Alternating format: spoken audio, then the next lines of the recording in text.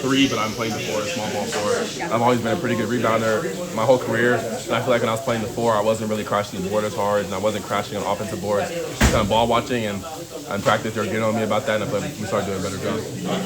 A guy like Steph, what does he do for this team? Everything. I mean, he plays. I don't even know what position he plays. 1, 2, 3. You just put him on the court, and he can shoot. You saw that Hezzy 3 he hit. He has the best, most balance I've seen ever. He's a great guy, and a great teammate. He hustles. He plays defense. I mean, he's an all-around player. Mondo said he's probably one of the most impactful players on this team. Do you 100%. agree? 100%. I mean, the way he can pick up anybody. I mean, I've seen him pick up Elliott and RJ, the 2 fastest guards I've ever played with. Along with shout out to my guy Wade Taylor from Texas A&M. And I've seen Seth pick him up every single day, full court, and turn him full court. I didn't even know that was possible. So seeing that, I mean, it shows you what he can do. Yeah. Harrison, what kind of, kept you going, so to speak? Obviously, it's not the greatest shooting night. I imagine it could be easy as well to kind of take yourself out of a game if you're not making shots. But what kind of kept you going? I mean, still defensively, I'm always been defensive side. I mean, I feel like in the game, people always say, oh, this guy's a two-way player. But in basketball, there is offense and defense. So I feel like my offense shouldn't impact my defense just as well as my defense shouldn't impact my offense. So if I'm having a bad offensive night, I'm not going to stop playing defense. I knew at the end of the day that this is a pretty good team.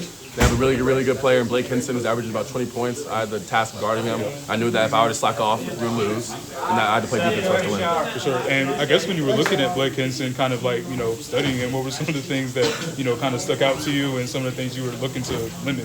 Definitely his shooting ability. I mean, the way he can get off shots and I mean, when he's comfortable, when he gets his feet set, I mean, from what I saw, it went in every single time. So for me, it was just getting into his body, forcing him to drive, making him comfortable, being physical with him. I know I'm stronger than most people at my position, and just making sure he's uncomfortable the whole game. Yeah, for sure. And then for you guys as a team, obviously, the initial kind of starts of the game, both teams really were kind of struggling making shots. You guys kind of hung in there. I don't think you guys went down by more than 6. What do you think kind of kept you guys kind of into it and within striking distance? I think that's our mentality. I mean, we shot 30% in the first half, and we were getting good shots. I'm getting wild good shots, and we were just missing. At the end of the day, we know how good we are. We know that we're some dogs. Like, we're not just North Carolina. Like, we're some dogs. Everybody has a chip on their shoulder, and we're ready for everything. Have you seen your stat line yet? No, I have not seen it yet.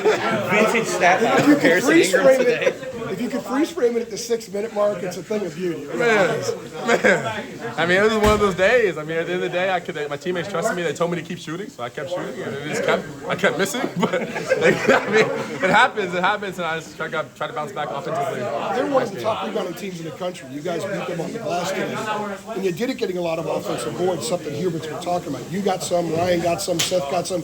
He said the rest of you guys needed to crash the boards more. Mm-hmm. Was that a point of emphasis coming in? It's been a point of emphasis every single day. Well, especially with this group. Right. I mean, it turned into a point where in practice, if we didn't crash, you ran. So now it's just like ingrained in our mind that if you don't crash, you're gonna have to run the end line.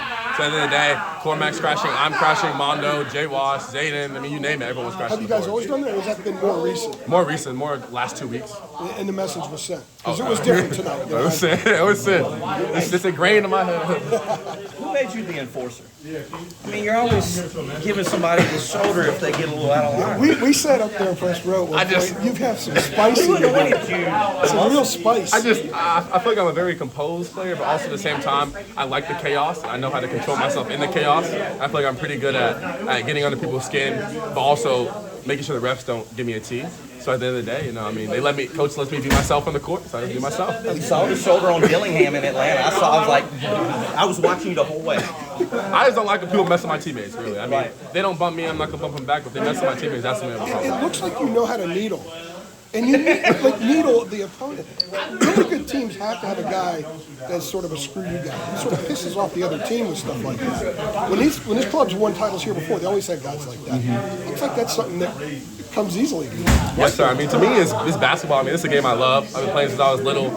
I play it all day. I watch basketball. I play video game basketball. So for me, when I get out there, I just try to lose myself in the game and just have fun. And when people talk smack to me, I'm talking back. You know what I mean? Wreak a little havoc at the same time. Yes, sir. Yes, sir. We wanted to check with you, but we hadn't seen you. I wanted to get you after Charleston Southern, but you weren't around. Mm-hmm. What's going on with the wrist? I mean, you've had it taped.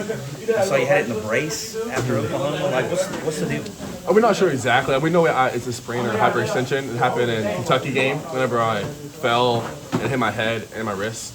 Okay. So it's just a little sprain. I'll know more tomorrow. specifically because the doctors come back tomorrow. But it's just a sprain. I'm trying to treat it and just trying to play through it. How painful is it? Oh, it's not too painful.